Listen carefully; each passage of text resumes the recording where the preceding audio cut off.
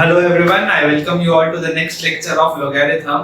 तो दोस्तों पिछले दो लेक्चर्स में हमने पढ़ा है कि लोगैरिथम होता कैसे क्या है, उसका डेफिनेशन क्या होता है और क्या कंसेप्ट उसमें इन्वॉल्व होता है और उस पे बेस्ड हमने कुछ क्वेश्चंस बनाए थे। पिछले लेक्चर में हमने उसकी प्रॉपर्टीज देखी थी कि किस तरीके से लोगैरिथम ऐड होता है, सब्ट्रैक्ट होता है और कौन-कौन सी प्रॉपर्टीज होती है, और उस पे हमने कल कुछ क्वेश्चंस भी बनाए थे। आज के लेक्चर में जैसा कि मैंने आपको कल कहा था कि हम सबसे पहले तो उसका ग्राफ पढ़ेंगे कि लोगैरिथम का ग्राफ होता क्या है, और साथ ही आज तक जेईई मेन जे एडवांस में जो सवाल प्योरली लोगैरिथम के आए वो सारे के सारे सवालों की भी हम प्रैक्टिस करेंगे, सो दैट कि हमें पता हो कि किस तरीके के क्वेश्चंस आते हैं। इसके अलावा हम कुछ क्वेश्चंस की और भी प्रैक्टिस आज करने वाले हैं, right. So before I start this chapter, बेटा मैं आपको ये चीज बताऊं कि देखिए हमने यहाँ पे देखा था कि log x बेस a या log n बेस a, अगर मान लो इसकी वैल्यू x, तो अगर log n बेस a की बेटा वैल्यू x होती है तो हमें पता होता है कि n होता है a raised to the power x, और इसमें बेटा मैंने आपको बोला था कि ये जो बेस a होता है this must be greater than 0 and base a must not be equal to 1। अब क्योंकि आपका a हमेशा पॉजिटिव होना चाहिए और a क्योंकि कभी भी 1 नहीं हो सकता, तो मैं आपको बताऊं कि जनरली जो हम लोगैरिथम सॉल्व करते हैं, जनरली जो हम वैल्यूज भी कैलकुलेट करते हैं, वो दो स्पेसिफिक वैल्यूज पे ही जनरली मैथ्स में हम यूज करते हैं। पहला होता है लोगैरिथम किसी भी नंबर का बेस 10, ठीक है। बेस हम जनरली पहले तो 10 रखते हैं। जब आपका बेस 10 होता है तो बेटा उसे कहा जाता है कॉमन लोगैरिथम। जब आपका बेस 10 होता है तो उसे माना जाता है कॉमन लोगैरिथम। जनरली मान लो अगर सिर्फ log n लिखा हुआ है तो इसका मतलब इंप्लाइड होता है कि इसका बेस 10 होगा। लेकिन इसके अलावा एक तो मैंने आपको बता दिया बेस 10 के साथ, इसके अलावा एक काम की चीज और, बेस कई बार लोगैरिथम का e भी होता है। अब तुम्हें लगेगा ये e क्या चीज है, तो बेटा मैं आप सबको ये चीज बता दूं कि e को बोला जाता है यूलर्स नंबर।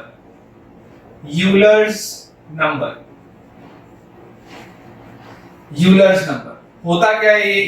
होता क्या है तो बेटा e की जो वैल्यू होती है वो अप्रोक्सीमेटली होती है 2.71828 एंड सो ऑन। एक इरेशनल नंबर है, अप्रोक्सीमेटली इसकी ये वैल्यू होती है, और इसे सॉल्व करने का तरीका होता है e summation of n is equal to 0 से infinity 1 upon n factorial। अब तुम्हें बहुत सारी चीजें अलग-अलग से दिख रही होंगी कि ये सर ने पता नहीं क्या-क्या लिख दिया है, तो बेटा मैं आपको बता दूं कि ये जो e होता है इसका बेटा यूज आता है हायर मैथ्स, मतलब ये वाला फैक्टोरियल का सिंबल, ये समेशन का सिंबल, इस तरीके का इंफिनिटी तक का सब, ये सारी चीजें हम क्लास 12th में जब हम आएंगे तब पढ़ेंगे, ठीक है ना। तब आपको ये वाली चीज समझ में आएगी कि ये e आया कहां से। इस यूलर्स नंबर के बारे में आप अगर चाहें तो देखिए वीडियो में जो नीचे पे जो हमारे पास डिस्क्रिप्शन का सेक्शन है उसमें मैंने इसके बारे में डिटेल्स भी दी हुई है, ठीक है, वहां से भी आप इस चीज को देख सकते हैं। तो जब बेस e होता है तो ऐसे लोगैरिथम को लिखने का तरीका ln n भी होता है। देखिए log में अगर बेस e होता है तो उसे आप ln भी लिख सकते हो, जिसका मतलब क्या होता है, जैसे ये कॉमन लोगैरिथम था इसे कहा जाता है नेचुरल लोगैरिथम, ठीक है। तो नेचुरल लोगैरिथम ऑफ n, जब भी किसी सवाल में ln n लिखा है इसका मतलब इम्प्लाइड है कि बेस क्या होगा, e होगा। तो ये वाली चीज आपको जानना जरूरी था। आज का लेक्चर हमारा स्टार्ट करने के पहले, जहां पे e की वैल्यू हमें ध्यान रखना है, e की वैल्यू होती है 2.71828 and so on. For calculation purposes generally हम इसे 2.71 मान के सॉल्व करते हैं। यहाँ से बेटा आप एक चीज और समझो कि जैसे अगर इसे ln कहा जाता है, अगर बेस e होता है, अगर इसे ln कहा जाता है, तो याद करो पिछले लेक्चर में हमने एक प्रॉपर्टी देखी थी कि a raise to the power log n base a, a raise to the power log n base a, इसकी वैल्यू होती है n, ये प्रॉपर्टी हमने देखी थी कि अगर जिसका पावर होता है, अगर वही वाला नंबर log के बेस में भी लिखा हो तो आंसर n आ जाता है। ये चीज हमने देखा था।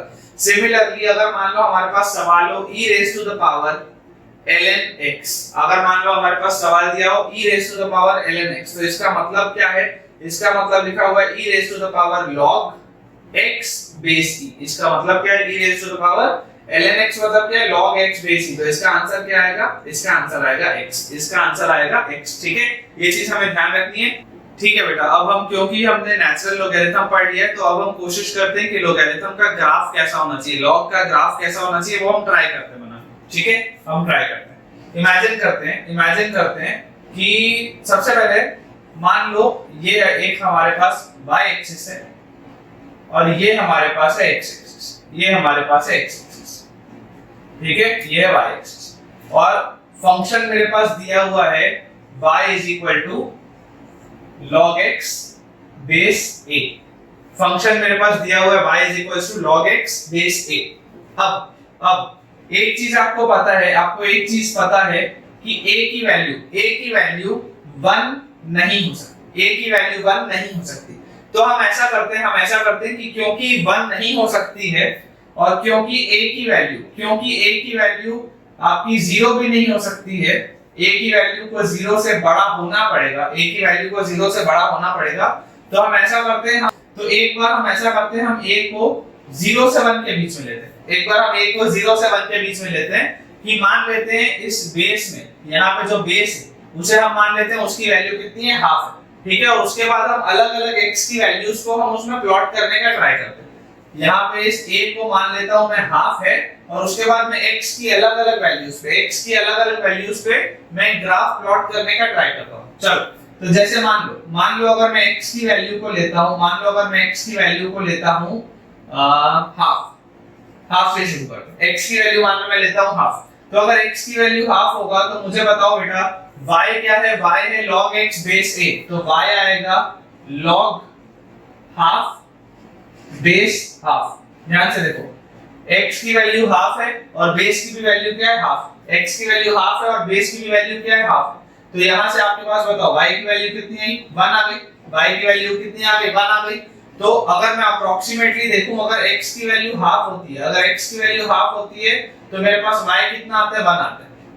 मान लेते हैं ये वाला पॉइंट 1 है, ये वाला पॉइंट 2 है, ये वाला पॉइंट 3 है, ये वाला पॉइंट 4।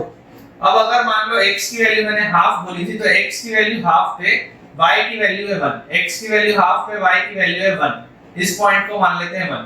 तो x की वैल्यू हाफ पे अप्रोक्सीमेटली आप बेटा इसका ग्राफ बनाने का ट्राई कर रहे हैं।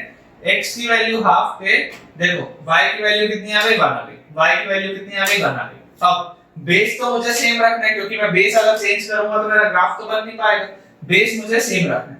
अब ऐसा करते हैं, x की वैल्यू हम एक बार रख के देखते हैं 1/4। x की वैल्यू हम रख के देखते हैं 1/4। अगर मान लो x की वैल्यू को मैं 1/4 रखता हूं, तो देखो y is equal to log 1/4 base half, log 1/4 base half. इसका आंसर बेटा आएगा 2। क्यों आएगा 2? क्योंकि जब मैं 1/2 का स्क्वायर करूंगा तो 1/4 आएगा, जब मैं 1/2 का होल स्क्वायर करूंगा तो 1/4 आएगा। तो यहां से मेरे पास बताओ कोऑर्डिनेट क्या आ गया? 1/4, 2। 1/4, 2। बहुत ध्यान से देखो, x की वैल्यू मैंने 1/4 ली थी, तो y की वैल्यू आई है 2। ठीक है, मैं अगर चाहूं तो मैं डायरेक्टली भी तुमको बोल सकता हूं कि देखो इसका ऐसा ग्राफ होगा। Most of you must be knowing the graph की क्या होना चाहिए, बट एक बार ट्राई करते हैं ना, बनाने का ट्राई करते हैं, हो सकता है हमें कुछ ज्यादा बेटर समझ में आए। ठीक है, टेक्निक से बेटा पढ़ना है, रटना नहीं है कुछ। तो x की वैल्यू अगर हम 1/4 लेते हैं, तो देखो y की वैल्यू कितनी आ रही है? 2। मतलब अगर x की वैल्यू 1/4 होती, यहाँ पे और मैंने छोटा ले लिया, तो y की वैल्यू अप्रोक्सीमेटली आती है 2। y की वैल्यू अप्रोक्सीमेटली आती है 2। ठीक है, अब ऐसा करते हैं, एक बार और हम छोटा लेके देखते हैं, x की वैल्यू को मान लेते हैं 1/8, x की वैल्यू को मान लेते हैं 1/8। तो बताओ y क्या तुम डायरेक्टली बता सकते हो 3 आएगा? ठीक है ना, इसी पैटर्न से जब करके देखो कि यहाँ 1/8 लिखना, यहाँ पे हाफ लिखना, तो हाफ का क्यूब जो होगा वो 1/8 आएगा, तो y की वैल्यू 3 आएगी। सॉल्व करके इसको आप खुद देखेंगे। तो अगर y की वैल्यू 3 आएगी तो देखो 1/8 और छोटा होगा। ध्यान से देखो, मैंने हाफ इसको बोला था, फिर मैंने 1/4 इस पॉइंट को बोला, अब 1/8 और छोटा, तो 1/8 पे x की वैल्यू आ रही है 3, मान लेते हैं ये वाला पॉइंट 3 है, तो यहाँ पे मेरे पास आ गया मान लो 1/8 अप्रोक्सीमेट। ठीक है, अब ऐसा करते हैं, ये जो हमने बेटा देखो अभी x की कुछ वैल्यूज ली थी, अभी बेटा हमने जो x की कुछ वैल्यूज ली थी वो सारी की सारी वैल्यूज क्या थी? वो सारी की सारी वैल्यूज हमारी 1 से छोटी थी। ठीक है ना, हमको ये चीज तो पता है कि ये जो x की वैल्यू है इसे पॉजिटिव ही लेना पड़ेगा, इस x की वैल्यू को पॉजिटिव ही लेना पड़ेगा। हम नेगेटिव तो ले नहीं सकते, जीरो भी नहीं ले सकते। ठीक है, अब बेटा जैसे अगर मान लो मैं इसे सॉल्व करता हूं, मान लेते हैं अब x को 1 से बड़ा मानते हैं, अभी तक हम 1 से छोटा मान रहे थे, अब हम इसे 1 से बड़ा मानते हैं। मान लेते हैं x की वैल्यू है कितनी मान ले इसको, इस बार मान लेते हैं, चलो 1 ही मान लेते हैं, x की वैल्यू 1 ही मान लेते हैं। तो अगर x की वैल्यू 1 मान लेंगे तो y क्या आ जाएगा? y आ जाएगा मेरे पास log 1 बेस हाफ। तो मुझे पता है कि अगर नंबर की जगह पे 1 लिखा होता है तो इसका आंसर हमेशा कितना आता है? 0। इसका आंसर हमेशा आता है 0। इसका मतलब बताओ मेरे को कोऑर्डिनेट कौन सा मिला? 1, 0। कोऑर्डिनेट मुझे कौन सा मिला? 1, 0। तो बताओ मुझे क्या 1, 0 यहां पर होगा? क्या 1, 0 यहां पर होगा? बहुत ध्यान से देखना जो हमारे पास बन रहा है। ठीक है, इसके बाद ऐसा कर लेते हैं बेटा, x की वैल्यू को मान लेते हैं 2।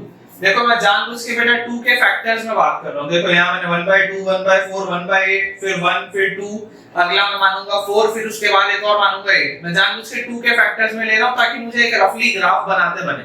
ठीक है ना, लोगरिथम का टेबल तो मैं यहाँ पे बेटा लेके बैठा नहीं हूं कि मैं एग्जैक्टली पॉइंट्स कैलकुलेट कर लूं। तो ग्राफ कभी भी जैसे याद करो जब आप क्लास 9th और 10th में लीनियर इक्वेशन का भी बनाते थे तो हम x और y की बेटा ऐसी वैल्यूज पुट करते थे सो दैट कि x और y की इंटीजर वैल्यूज है ताकि हमें प्लॉट करना आसान पड़े। मैं वही यहाँ पे भी कर रहा हूँ। ठीक है, अगर हम x की वैल्यू को 2 मानते हैं, तो y की वैल्यू बोलो कितनी आएगी? y की वैल्यू आएगी log 2 बेस हाफ। और इसका आंसर कितना आना चाहिए? इसका आंसर आएगा बेटा -1। इसका आंसर बेटा ध्यान से देखो बेटा आएगा -1। क्यों? क्योंकि जब मैं 1/2 का पावर -1 करूंगा तो वो 2 आएगा। जब मैं 1/2 का पावर -1 करूंगा तो वो 2 आएगा। तो यहां से मेरे पास कोऑर्डिनेट आ गया 2, -1/2। कोऑर्डिनेट मेरे पास क्या आ गया? 2, -1/2। तो देखो जब मैं x की वैल्यू 2 रखा हूं, तो यहां से सॉरी 2, -1, 2, y की वैल्यू -1। तो देखो जब मैंने x की वैल्यू को 2 रखा है तो y की वैल्यू मेरे पास आई है बेटा -1। y की वैल्यू आई है बेटा मेरे पास -1 x की वैल्यू 2 रखने पे ये आ गया, ये बात। ठीक है, अब हम ऐसा करते हैं बेटा x को रखते हैं 4। जब हम x को 4 रखेंगे तो y आएगा कितना? y आ जाएगा मेरे पास log 4 बेस हाफ। और इसकी वैल्यू बताओ कितनी आएगी? बोलो। इसका आंसर आएगा -। क्यों? क्योंकि जब 1/2 का पावर -2 होगा तो आंसर क्या आएगा? 4 आएगा। तो यहां से मेरे पास जो कोऑर्डिनेट आया वो क्या आया? 4, -2। तो मान लेते हैं ये वाला पॉइंट, ये वाला जो पॉइंट होगा वो क्या होगा? ये -2 का होगा। तो 4, -2 मतलब अप्रोक्सीमेटली इधर। 4, -2 मतलब अप्रोक्सीमेटली इधर। ठीक है, ये आ गया आपके पास 4, -2। और इसके बाद हम एक और बना के देखते हैं। लेकिन अब बेटा अगर मान लो मैं x को 8 बोलूंगा ना तो मुझे यहाँ पे प्लॉट करने में बहुत दिक्कत आएगी। जब मैं x को 8 बोलूंगा तो मुझे यहाँ पे प्लॉट करने में बहुत दिक्कत आएगी। तो चलो अब मैं ऐसा करता हूँ, और वैल्यूज नहीं लेता, मैं रफली इसको बनाने का ट्राई करता हूँ कि ये ग्राफ बन कैसा रहे। चलो एक बार देखते हैं। चलो ठीक है ना, मेरी ड्राइंग बहुत ज्यादा अच्छी नहीं है तो कोई हंसेगा नहीं ग्राफ देख के। चलो कोशिश करते हैं बेटा, जब हम इसको ज्वाइन करेंगे तो देख कुछ इस तरीके का देखो बेटा ग्राफ बन रहा है। ध्यान से, अगर मैं रफ हैंड से बनाऊं तो कुछ इस तरीके का इसका ग्राफ बनना चाहिए। ऐसा बनना चाहिए, ऐसा। और ये वाला देखो कौन से पॉइंट पे आ रहा है, ये आ रहा है मेरा 1,0, ये आ रहा है मेरे पास 1,0, ठीक है। ये वाला ग्राफ कब था, ये वाला ग्राफ तब था जब बेस ये वाला ग्राफ कब मैंने बनाया, ये वाला ग्राफ कब बना, ध्यान से देखना, when base which is a is less than 1 but greater than 0। Base हमेशा 0 से तो बड़ा ही होना चाहिए, लेकिन इस केस में मेरा बेस क्या है, 1 से छोटा है। मैंने आपको एक केस लेके बेटा बताया है, लेकिन जब भी आपके पास जो बेस है बेटा वो 1 से छोटा होगा तो हमेशा जो ग्राफ होगा, हमेशा जो लॉग का ग्राफ होगा वो इस तरीके का होगा, ऐसा डिक्रीजिंग होगा, इस तरीके का ऐसा डिक्रीजिंग होगा। और ये क्या है, ये है y is equals to log x base half का ग्राफ, ये है y is equals to log x base half का ग्राफ। अब इस ग्राफ से हम क्या-क्या चीज देख सकते हैं, इस ग्राफ से हम क्या-क्या चीज देख सकते हैं। सबसे पहली चीज बेटा, सबसे पहली चीज जो मुझे समझ में आती है कि अगर बेटा x जो कि नंबर है यहाँ पे x, अगर x और ये बेस, जब ये नंबर और ये बेस दोनों के दोनों 1 के सेम साइड, ध्यान से देखो, अभी यहाँ पे देखो क्या हो रहा है, ये 1 से छोटा है आपका बेस भी आपका 1 से छोटा है। और जब तक x 1 से छोटा था, तब तक देखो आपका लॉग का ग्राफ क्या था, पॉजिटिव था। बहुत ध्यान से देखो, जब तक आपका x यहाँ पर था, तब तक लॉग का ग्राफ कहाँ था, लॉग का ग्राफ आपके पास पॉजिटिव था। लेकिन जैसे ही आपका बेस 1 से छोटा रह गया, और जैसे ही नंबर आपका 1 से बड़ा होने लग गया, तब आपके पास लॉग का ग्राफ कहां चले गया, नेगेटिव हो गया। लॉग का ग्राफ कहां चले गया, नेगेटिव हो गया। तो जो पहली चीज हम इससे देख सकते हैं, और जो सबसे इंपॉर्टेंट चीज है, when the base and the number lie on the same side of unity मतलब क्या है, यूनिटी मतलब होता है 1। When the base and the number lie on the same side of unity, जब बेस और नंबर दोनों के दोनों सेम साइड में यूनिटी के, then the logarithm values are positive, ठीक है। ये हमें ध्यान रखना है कि जब आपके पास बेस और नंबर दोनों के दोनों 1 के सेम साइड होते हैं, तब लोगैरिथमिक वैल्यूज क्या होती हैं, पॉजिटिव होती हैं। else they are negative, है ना। बहुत इंपॉर्टेंट पॉइंट कि अगर मान लो बेस आपका 1 से छोटा है, लेकिन अगर नंबर आपके पास 1 से बड़ा आ गया, तब आपके पास बेटा जो ग्राफ होगा लॉग का, वो क्या हो गया, देखो नेगेटिव हो गया। वो y एक्सिस के नीचे वाले पार्ट में उतर रहा है, नेगेटिव हो चुका है, ठीक है। एक बार जल्दी से आप लोग बेटा इतने को नोट डाउन करो। इसके बाद हम अगला केस लेंगे। अगले केस में हम क्या करेंगे, यहाँ पर हमने बेस को 1 से छोटा माना था, हाफ की वैल्यू लेके निकाला था। अब मैं आपको एक बार वैल्यू को 1 से बड़ा मान के बताता हूँ कि ग्राफ किस तरीके का बनता है। इसे जल्दी से नोट डाउन करो, बहुत इंपॉर्टेंट। ठीक है बेटा, ठीक है। अब हम वापस से ग्राफ बनाएंगे। और इस बार हम क्या करने वाले हैं, इस बार बेटा हम जो बेस लेंगे वो 1 से बड़ा लेंगे। अब हम बेस को 1 से बड़ा लेके देखते हैं। तो हमारे पास y है log x base a, and this time base will be greater than 1, तो let हम मान लेते हैं a is equal to 2। Base को इस बार 2 मान के सॉल्व करते हैं। लास्ट वाले केस में हमने हाफ माना था, इस बार हम 2 लेके सॉल्व करते हैं, ठीक है। ये वाला आपका हो गया y, ये आपका हो गया x। चलो ठीक। अब मान लेते हैं लेट मान लेते हैं हाफ, x की वैल्यू को हम मान लेते हैं हाफ। अगर मान लो x की वैल्यू को मैं हाफ मानता हूं, मतलब कि 1 से छोटा मानता हूं, ये बात तो आपको सबको अभी तक क्लियर हो गई होगी कि इस x की वैल्यू को मुझे पॉजिटिव ही लेना पड़ेगा, पॉजिटिव ही लेना पड़ेगा, 0 से तो बड़ा लेना पड़ेगा, ठीक है ना। अगर मान लो मैं x की वैल्यू को हाफ मानता हूं तो बेटा यहां से आप देखो y क्या आएगा, y आएगा log हाफ, और बेस इस बार क्या है, बेस है 2, बेस है कितना 2, तो इसका आंसर बताओ कितना आ जाएगा, इसका आंसर आ जाएगा -1, क्योंकि जब मैं 2 का पावर -1 करूंगा तब हाफ आएगा, जब मैं 2 का पावर -1 करूंगा तब हाफ आएगा। तो यहां से बताओ मेरे पास कोऑर्डिनेट क्या आ गया, यहां से मेरे पास कोऑर्डिनेट आ गया हाफ कॉमा -1, हाफ कॉमा -1। तो मान लेते हैं बेटा ये वाला पॉइंट, मान लेते हैं बेटा ये वाला जो पॉइंट है वो है 1, ये वाले पॉइंट को मान लेते हैं 2, ये वाले पॉइंट को मान लेते हैं 3, ये वाले पॉइंट को मान लेते हैं 4, ठीक है।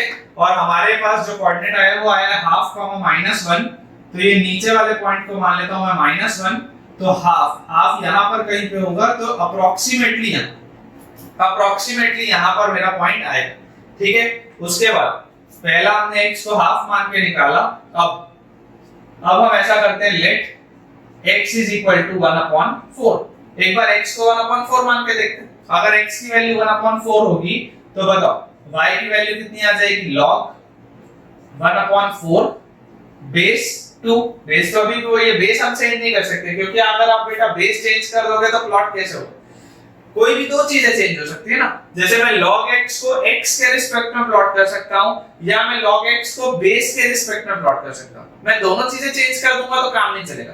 मैं आपको बेस के रिस्पेक्ट वाला भी अभी कर्व बताऊंगा, मैं आपको वो भी बताऊंगा कि अगर बेस अलग-अलग हो और अगर x सेम हो तो क्या है, वो भी मैं आपको बताऊंगा, घबराना नहीं, अभी सब कुछ आएगा। चलो यहां से बताओ इसका आंसर कितना आएगा, इसका आंसर आएगा -2। क्यों आएगा -2, क्योंकि जब मैं 2 रेज़ टू द पावर -2 करूंगा, जब मैं 2 रेज़ टू द पावर -2 करूंगा तब मेरे पास बेटा आंसर आएगा जब मेरे पास आंसर आएगा 1/4। तो यहां से बताओ कोऑर्डिनेट क्या आ गया, 1/4 कॉमा x की वैल्यू 1/4 जब मैंने रखी थी तो y आया -2, तो बताओ 1/4 कहां पर होगा, 1/4 कहां पे होगा, अगर 1/2 यहां पे था तो 1/4 इसके आधे में होगा, और -2 इसको हम मान लेते हैं -2, तो 1/4 लगभग इधर होगा, है ना। और मैंने उसको और पतला कर दिया, ठीक है।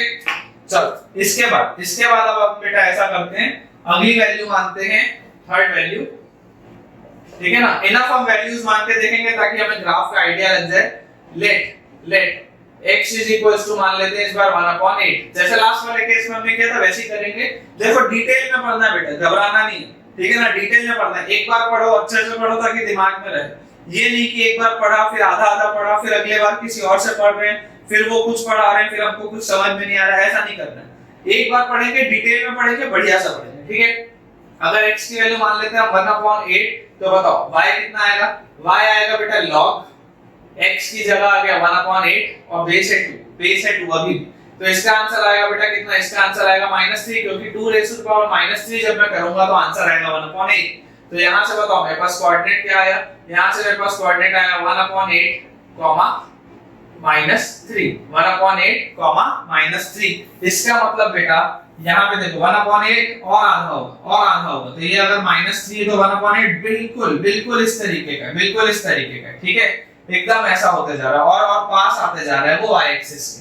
इसके बाद चौथी वैल्यू हम मान लेते हैं, अभी हमने जैसे 3 वैल्यूज मानी, किसमें हमने 3 वैल्यूज मानी हमारी 1 से छोटी, अब हम मानते हैं x को 1 से बड़ा, तो लेट सबसे पहले ऐसा करते हैं 1 मान लेते हैं, अगर x की वैल्यू 1 होगी तो बताओ y क्या आएगा, y आएगा log 1/2, जिसका आंसर कितना होता है 0 होता है, मतलब कोऑर्डिनेट मेरे पास क्या आया, कोऑर्डिनेट आया 1,0, कोऑर्डिनेट आया 1,0 ही कोऑर्डिनेट याद करो, लास्ट वाले केस में आया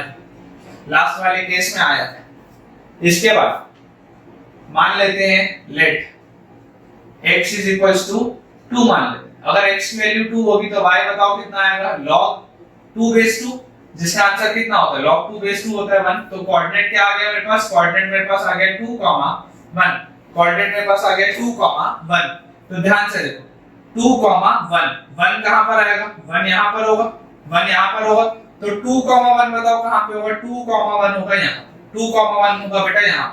इसके बाद एक और let x is equal to मान लेते हैं 4, x इज इक्वल टू मान लेते हैं बेटा 4, तो y बताओ कितना आएगा, y आएगा log 4 बेस 2, और log 4 बेस 2 होता है 2, मतलब कोऑर्डिनेट मेरे पास आ गया कितना 4, 2, कोऑर्डिनेट मेरे पास आ गया कितना 4, 2, तो अगर 4, 2 मेरे पास कोऑर्डिनेट आया है, 2 वाला अगर पॉइंट यहां पर है, तो बताओ 4, 2 अप्रोक्सीमेटली बेटा यहां हो, 4, 2 अप्रोक्सीमेटली बेटा यहां हो। अगर मान लो मैं वापस से इस ग्राफ को प्लॉट करने की कोशिश करूं, क्योंकि इनफ मेरे पास पॉइंट्स आ चुके हैं। एक चीज बेटा आप ध्यान दो, एक चीज आप ध्यान दो, लीनियर इक्वेशन जब हम बना रहे होते हैं तब हमें सिर्फ और सिर्फ मिनिमम 2 पॉइंट की जरूरत होती है, और अगर मेरे पास 2 पॉइंट्स आ जाएंगे तो स्ट्रेट लाइन उसमें से बन जाएगी। लेकिन ये वाले सिचुएशन में बेटा हमें कम से कम 5 6 7 पॉइंट्स अलग-अलग निकालने चाहिए, सो दैट कि एक एक्यूरेट ग्राफ हमें पता चल पाए। तो चल इसको जब हम बेटा प्लॉट करेंगे,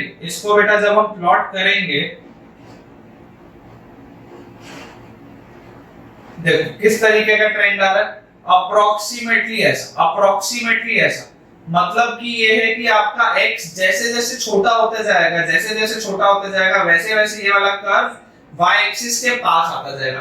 मतलब अगर ये y एक्सिस है और अगर ये वाला कर्व है तो ये उसके उतना पास आता रहेगा, जुड़ेगा नहीं, पास आता जाएगा, ठीक है, पास आता जाएगा। और यहाँ पर देखो आपके पास x जैसे जैसे बढ़ता जा रहा है तो ये कर्व आगे बढ़ रहा है, अब आप ध्यान से देखो, जैसा आपने लास्ट वाले में ऑब्जर्व किया था, अगर हम इसमें भी वो ऑब्जर्व करने की बात करें, सेम स्टेटमेंट, व्हेन बेस, यहाँ पे देखो बेस क्या है, बेस आपका 1 से बड़ा है, when base and number lie on the same side of unity, जब बेस भी 1 से बड़ा है और नंबर भी 1 से बड़ा है, तो बताओ लॉगरिथमिक वैल्यूज क्या है, लॉगरिथमिक वैल्यूज है positive, when base is greater than 1 and number is greater than 1, when base is greater than 1 and number is greater than 1, तो हमारे पास log की जो वैल्यूज है वो क्या आ रही है, log की वैल्यूज आ रही है हमारे पास पॉजिटिव,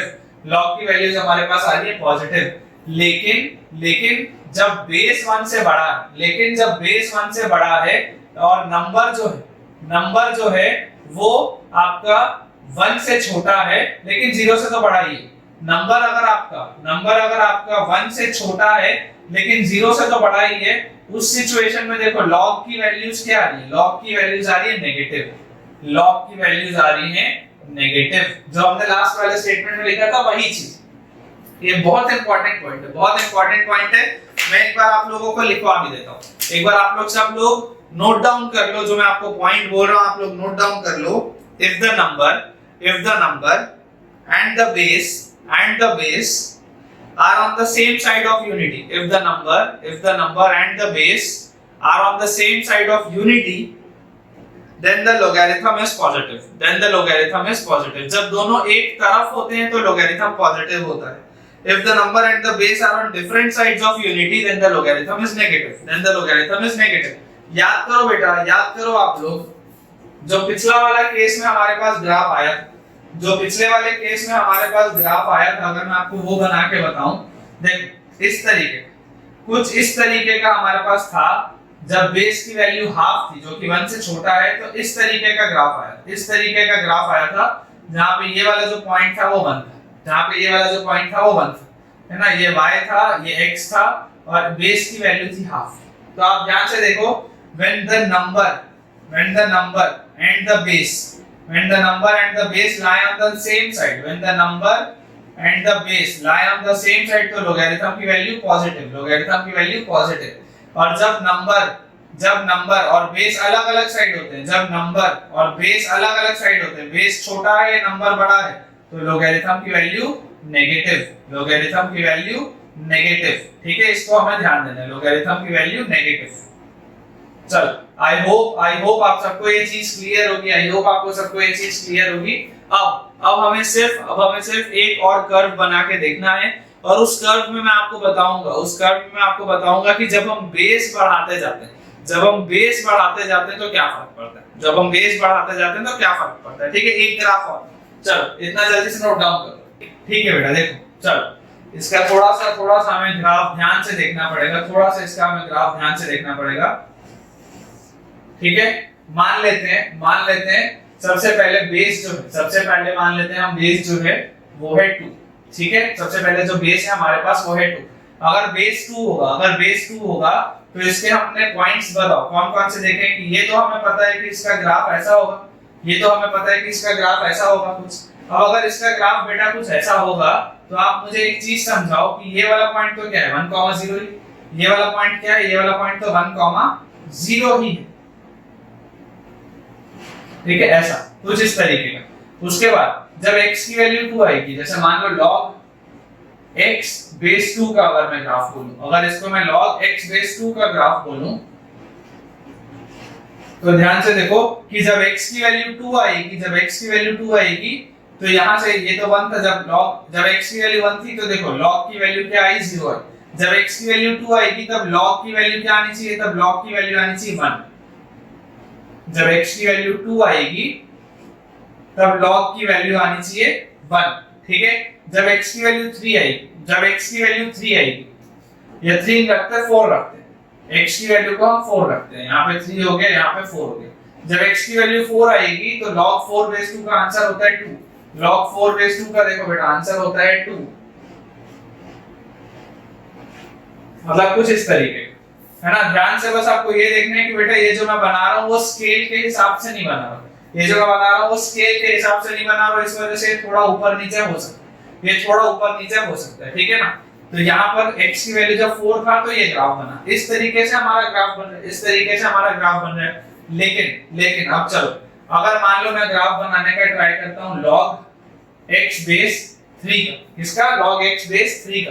तो जब बेटा मैं log x बेस 3 का ग्राफ बनाऊंगा तो मुझे ये बताओ कि इसका जो ग्राफ होगा x की वैल्यू 3 जब मैं रखूंगा, जब मैं x की वैल्यू 3 रखूंगा तो बताओ log 3 बेस 3 कितना है। जब मैं x की वैल्यू 3 रखूंगा तो बेटा log 3 बेस 3 आएगा मेरे पास कितना, log 3 बेस 3 आएगा मेरे पास 1। इसका मतलब कि जो मेरा अगला ग्राफ बनना चाहिए,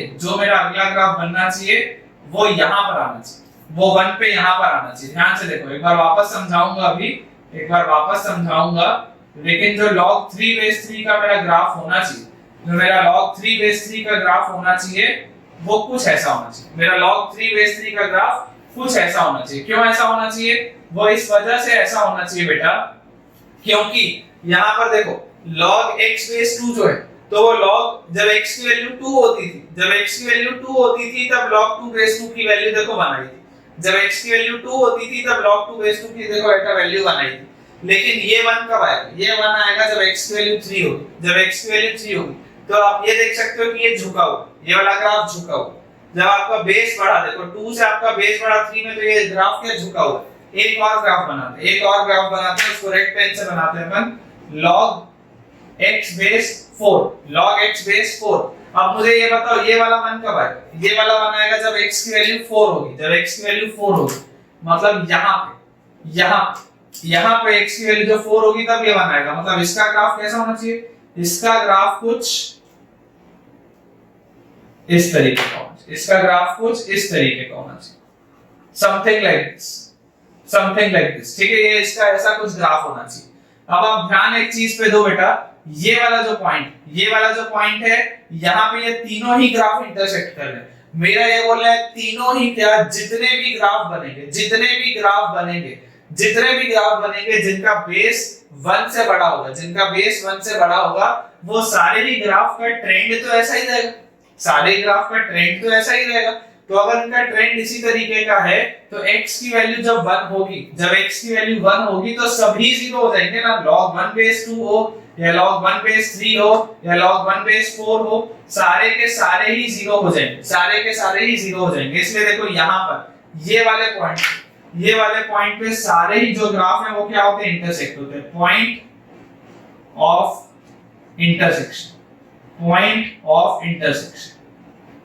इसका मतलब क्या समझ सकते हो, इसका मतलब बेटा तुमको ये समझना चाहिए कि जैसे जैसे बेस बढ़ता है वैसे वैसे देखो क्या हो रहा है, जैसे बेस बढ़ता है बेटा वैसे वैसे आपके पास ये ग्राफ जो है झुकता जा रहा है। जैसे बेस बढ़ता है वैसे वैसे ये ग्राफ झुकता जा रहा है। इस लॉजिक से अगर मैं आपको बोलूं कि बेटा मुझे बताओ y ln x ln x, इसका ग्राफ कैसा होना चाहिए बताओ, y ln x। तो मुझे क्या पता है, ये होता है log x बेस e, या इसे मैं बोल सकता हूं log x बेस 2.71 अप्रोक्सीमेटली 2.71 इस तरीके का होता है, अप्रोक्सीमेटली मान लेते हैं चलो 2.71।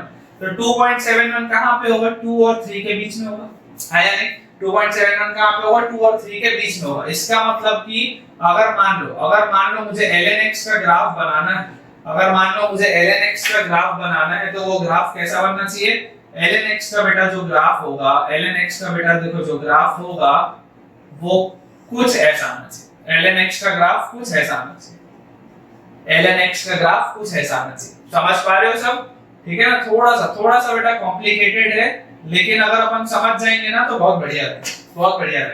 अगर आप बेटा चाहो तो आप इस वीडियो को एक बार यहाँ पर पॉज करके वापस देख सकते हो, एक बार आप इस वीडियो को यहाँ पे पॉज करके रिवाइंड करके वापस देख सकते हो। लेकिन ये बहुत इंपॉर्टेंट चीज है, ये बहुत इंपॉर्टेंट चीज है, ये समझना जरूरी है हमें। देखो इस तरीके से आप देखो, ये देखो सारे के लिए x की जब मतलब अलग अलग x की वैल्यू पे y बना रहे हैं, ये ग्राफ क्या और झुकते जा रहे हैं, ये ग्राफ क्या है झुकते जा रहे हैं, सारे के सारे ग्राफ झुकते जा रहे हैं। अगर आप चाहो तो इसको आप इंटरनेट पे भी सर्च करके देख सकते हो, वहां पे आपको जो ग्राफ मिलेगा वो विद स्केल मिलेगा, ठीक है। ये बहुत बढ़िया, बहुत इसका बढ़िया ग्राफ बनेगा, इसको जल्दी से आप लोग बेटा नोट डाउन कर लो, ठीक है बेटा। अब अगर हमने ग्राफ देख लिया तो कुछ प्रॉपर्टीज है जो हम ग्राफ से देख सकते हैं, तो एक बार मैं आपको जल्दी वो प्रॉपर्टीज बता देता हूँ, उसके बाद हम फिर अपने क्वेश्चंस की प्रैक्टिस स्टार्ट करेंगे, ठीक है।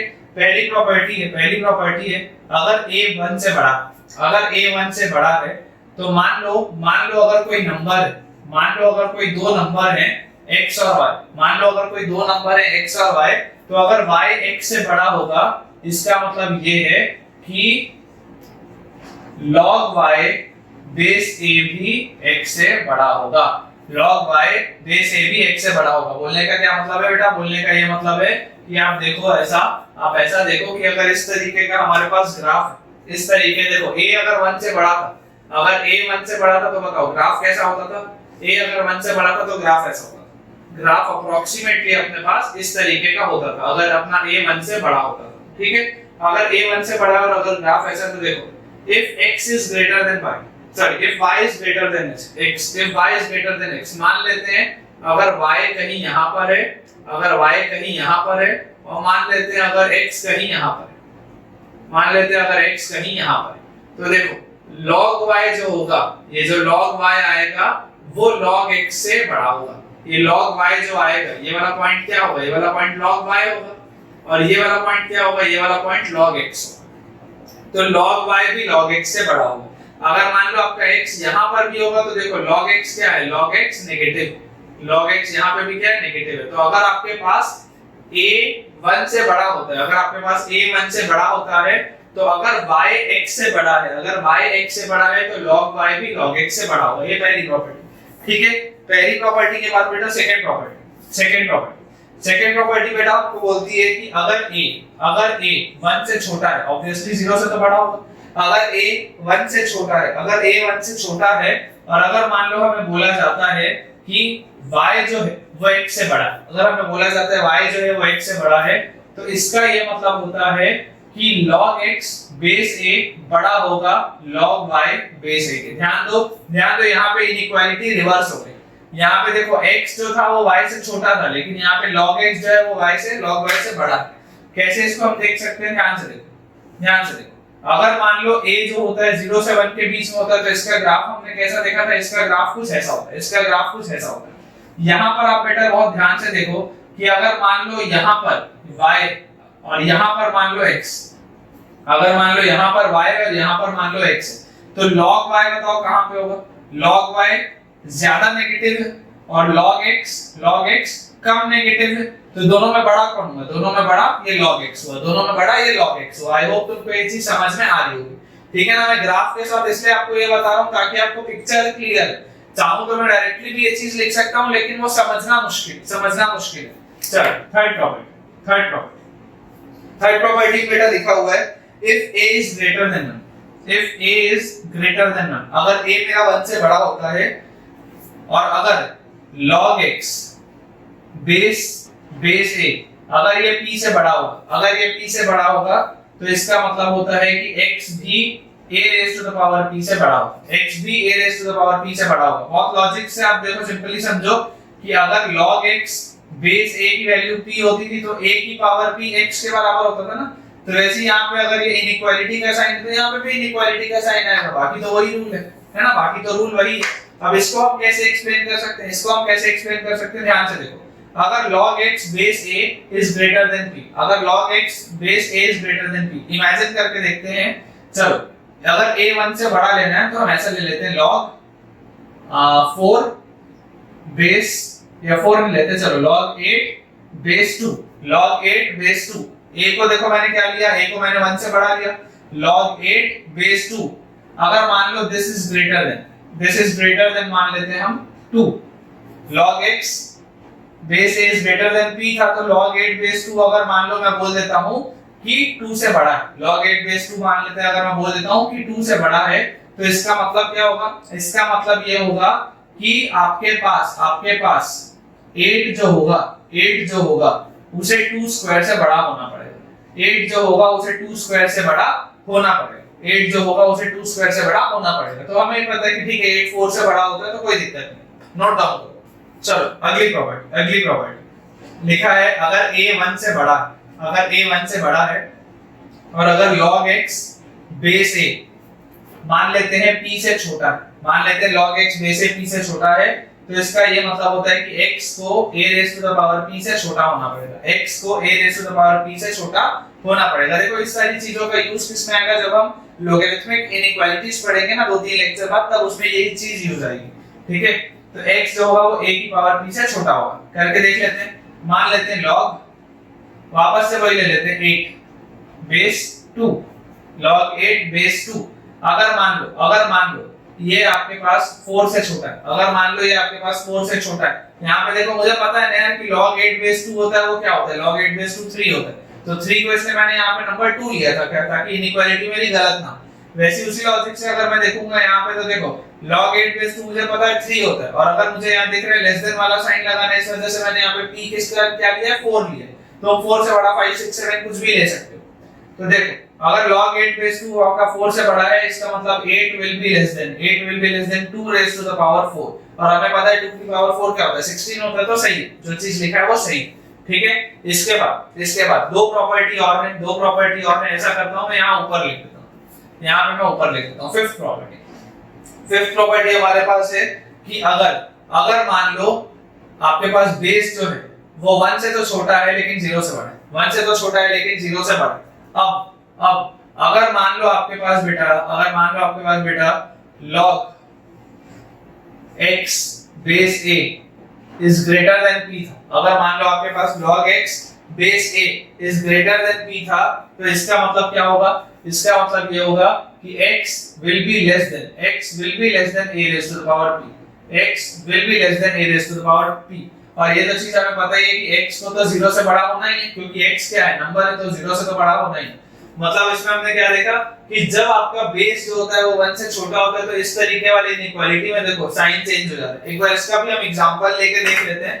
इमेजिन करते हैं, देखो log x बेस a लिखा है ना, तो ऐसा हम इमेजिन करते हैं a को ले लेते हैं हम हाफ, तो log और यहाँ ले लेते हैं हम 2 और बेस पे ले लेते हैं हम हाफ, log 2 बेस हाफ और इज ग्रेटर देन p की जगह पे हम मान लेते हैं, चलो क्या मान ले बताओ, p की जगह पे हम मान लेते हैं log 2 बेस हाफ, हमें बोल रहे हैं कितना आता है, ये -1 आता है ना, p की जगह पे मान लेते हैं -2, p की जगह पे मान लेते हैं -2। ठीक है ना, मेरे ऊपर है सॉल्व करके देखना। तो अगर इस तरीके का रिजल्ट आएगा कि log 2 बेस हाफ मुझे पता है -1 होता है, तो -1 -2 से बड़ा होता है। ठीक है, तो इसका क्या मतलब है, इसका ये मतलब है कि x जो होगा x क्या था 2 था, this will be less than a raised to the power p, मतलब half raised to the power p कितना है, p है -2। अच्छा देख लेते हैं, तो देखो हाफ का पावर -1 जब होगा तो क्या हो जाएगा, वो 2 हो जाएगा और 2 का स्क्वायर हो जाएगा 4। इसका मतलब ये बिल्कुल सही लिखा है, ये जो हाफ की पावर -2 लिखा है इसका मतलब क्या है, इसका मतलब है 4, तो 2 is less than 4। बिल्कुल सही प्रॉपर्टी, बढ़िया property.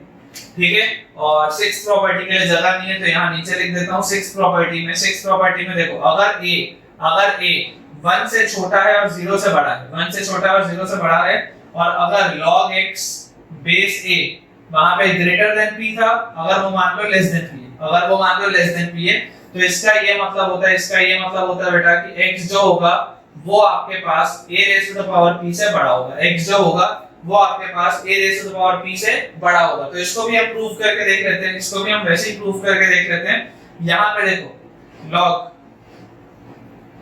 2 base half, log 2 base half कितना होगा -1, -1 is obviously less than, -1 is obviously less than 1, मुझे पता है -1 इज ऑब्वियसली लेस देन 1।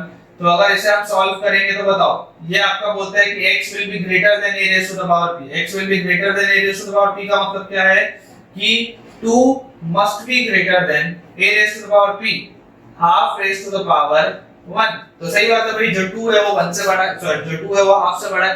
ठीक है, तो ये 6 की 6 प्रॉपर्टीज, ये 6 की 6 प्रॉपर्टीज बेटा हमने एक बार देख ली है कि क्या-क्या इन प्रॉपर्टीज में होता है और क्या-क्या किसका मतलब होता है। बहुत ज्यादा बेटा जब भी हमें प्रॉपर्टीज में कंफ्यूजन हो रहा होता है तो आप हमेशा इसी तरीके से बेटा वैल्यूज लेके देख लेना, आपके लिए ज्यादा कंफर्टेबल रहेगा। ठीक है ना, रटना नहीं, मैं फिर बोल रहा हूं, कभी भी अगर इस तरीके का डाउट आए तो आप इमीडिएटली करके देख सकते हो ना यार, आपको पता है, देखो नंबर्स आपको अपने हिसाब से चुनना है। ये चीज मैंने भी अभी डायरेक्टली आप लोगों के सामने की, तो कोई बहुत ऐसे बड़ी बात नहीं। आप अगर रटने जाओगे कि कहां पे क्या रूल होता था, कहां पे क्या प्रॉपर्टी होती थी, तो आपको दिक्कत आएगा।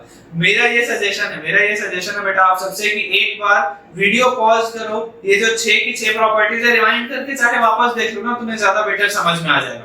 जल्दी से नोट डाउन करो इसको। ठीक है बेटा, अब हम क्वेश्चंस की प्रैक्टिस करेंगे। जो हमारा ग्राफिकल वाला पोर्शन था वो एक हद तक हमने कंप्लीट कर लिया, अब जो हम करेंगे वो क्वेश्चंस की प्रैक्टिस है। तो चल पहला सवाल हमारे पास लिखा हुआ है एक्सप्रेस लोगैरिथम ऑफ, हमें किसका लोगैरिथम एक्सप्रेस करना है, square root of a cube divided by c raised to the power 5b square, c raised to the power 5b square in terms of log a, log b and log c। आसान सा, ठीक है, basic सा सवाल है, एक बार हम try करते हैं। चलो यहाँ अगर मान लो हम इसे सॉल्व करने का ट्राई करते हैं, अब यहाँ पे हमें बोला जा रहा है कि इसे हमें इस फॉर्म में रिप्रेजेंट करना है, तो चलो कैसे रिप्रेजेंट कर सकते हैं, बताओ कैसे रिप्रेजेंट कर सकते हैं। अगर मान लो आपको इसका लोगैरिथम लेना है, तो log of square root of a cube divided by c raise to the power 5 b square अगर हमारे पास आता है, अगर ये चीज हमारे पास लिखी हुई, तो इसके log का मतलब क्या होगा, इसके log को क्या मैं ऐसा लिख सकता हूं, मुझे पता है कि log of m by n क्या होता है, log m minus log n होता है। log of m by n क्या होता है, log m minus log n होता है, लास्ट लेक्चर में हमने देखा है। तो log of m by n को हम क्या लिख सकते हैं, log of square root of a cube minus log of c raised to the power 5b square. इसे हम ऐसा लिख सकते हैं, या इसे अगर मुझे फर्दर लिखना हो तो मैं इसे लिख सकता हूं log of a raise to the power 3/2। ध्यान से देखो, पावर जब रूट होता है उसका पावर आप 1/2 लिख सकते हो, माइनस log mn क्या होता है बोलो, log mn होता है log m plus log n, log mn क्या होता है log m plus log n। तो ये log mn है, इसको मैं क्या लिख सकता हूं, log m plus log n, log m plus log n। अब देखो जब इसे आप सॉल्व करोगे तो एक हमने प्रॉपर्टी देखी थी कि जब इस तरीके से कोई चीज लिखी होती है, तो ये एक्सपोनेंट घूम के आगे आ जाता है, ये जो एक्सपोनेंट है ये घूम के आगे आ जाता है, प्रॉपर्टीज की प्रैक्टिस कैसे होगी बेटा, सवालों से होगी। तो यहाँ पे हमारे पास आ गया 3/2 log a माइनस देखो ब्रैकेट जब ओपन होगा तो माइनस अंदर जाएगा, 5 log c minus 2 log b। ये है मेरा फाइनल आंसर। ठीक है बेटा, अब अगला सवाल हम करते हैं। अगले सवाल में हमारे पास लिखा हुआ है फाइंड x कौन सा इक्वेशन में? इक्वेशन हमारे पास लिखा हुआ है a raised to the power x c raised to the power minus 2x is equal to b raised to the power 3x plus 1। ये जो हमारे पास क्वेश्चन दिया हुआ है a raised to the power x c raised to the power minus 2x is equal to b raised to the power 3x plus 1।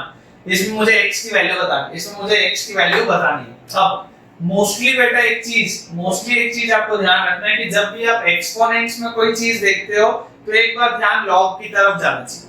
जब भी आप exponents में कोई चीज देखते हो तो आपका एक बार ध्यान लॉग की तरफ जाना चाहिए। चलो, टेकिंग लॉग या logarithm on both sides, taking log या लोगैरिथम ऑन बोथ साइड्स। जैसे आप ये लोगे तो यहां से बोलो क्या आएगा, log a raised to the power x times c raised to the power minus 2x will be equal to b raised to the power 3x plus 1। याद है? अब बेटा देखो, जब आप इसे सॉल्व करेंगे यहाँ पे भी log आएगा, log लिया है हमने b raised to the power 3x plus 1। जब बेटा देखो हम इसे सॉल्व करेंगे तो log mn क्या होता है, log m plus log n। तो यहाँ से आ गया log a raised to the power x plus log c raised to the power minus 2x। This shall be equal to log b raised to the power 3x plus 1। b raised to the power 3x plus 1। अब क्योंकि ये exponent में दिया हुआ है तो ये x घूम के आगे आ जाएगा, तो ये आ जाएगा x टाइम्स log a। ये minus 2x भी घूम के आगे आएगा तो यहाँ आ जाएगा minus 2x times log c। And this will be equal to ये 3x plus 1 आगे आ जाएगा तो 3x plus 1 times log b। अब हमें क्या करना है, हमें x की वैल्यू निकालनी। अगर हमें x की बेटा वैल्यू निकालनी है तो ऐसा करते हैं, x वाले जितने टर्म्स हैं उनको एक साइड ले आते। तो x टाइम्स log a यहीं पर रहने देते हैं, minus 2x times log c यहीं पर रहने देते हैं, और ये 3x टाइम्स log b, ये 3x टाइम्स log b इधर ले आते हैं। तो क्या आ जाएगा, minus 3x times log b। तो RHS में क्या बचेगा, ये 1 टाइम log b RHS में बच जाएगा। तो देखो x अगर सब में से कॉमन आ जाए तो हमारे पास बचेगा log a minus 2 log c minus 3 log b is equal to log b। तो फाइनल आंसर बोलो, x की वैल्यू कितनी आई, log b upon log a। थोड़ा सा इसे रीअरेंज कर लेते हैं, minus 3 log b minus 2 log c। ये मेरे पास मेरा फाइनल आंसर।